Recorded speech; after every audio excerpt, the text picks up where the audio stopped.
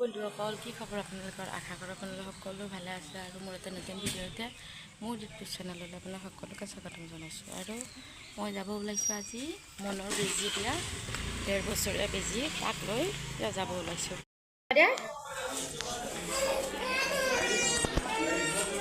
তুমি কান্দিবা নেকি নাকান্দিবা দেও না বেজী দিওঁতে কান্দিবা নেকি চাই আছে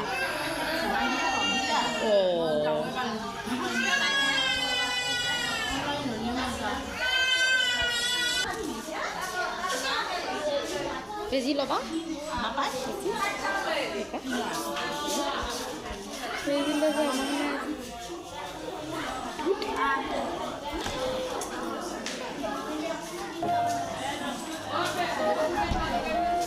দাদা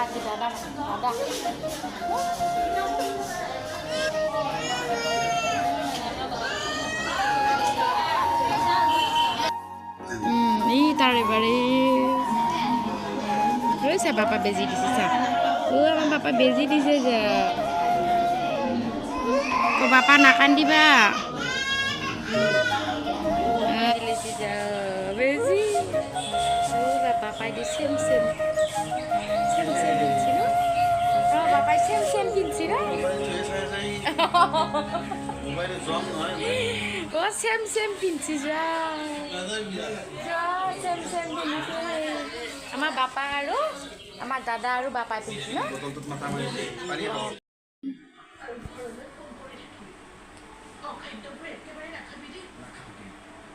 বেচেৰা তোলে বিয়ে লাগে তাই বেজি লৈ এই অৱস্থা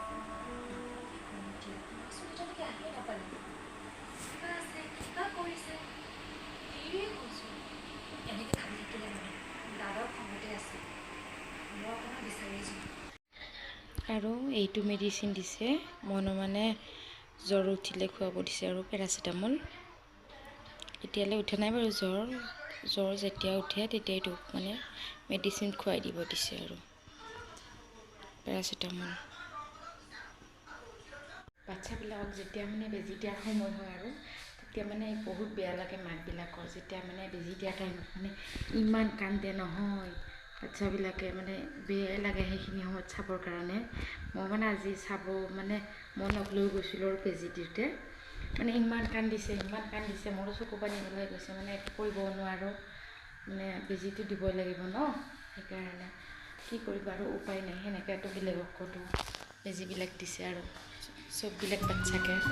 আৰু নহয় আহি পোৱাৰ পিছত ইমান যে কান্দিছে সি মানে খোজ কাঢ়িব নোৱাৰে ইফালে খোজ কাঢ়িলে মানে আঁঠুটো ভাজ লাগিলে মানে বিষায়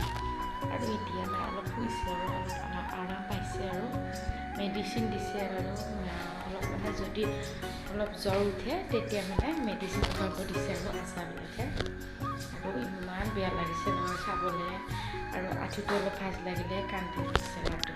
ইমান কষ্ট পাইছে নহয় বহুত দুখ লাগে আৰু আছে আৰু 5 বছৰত আছে এতিয়াৰ কাৰণে আৰু হৈ গ'ল আৰু এইকেইদিনৰ কাৰণে অলপমান টাইম আছে বাৰু 5 বছৰৰ কাৰণে ইমান দুখ লাগিছে নহয়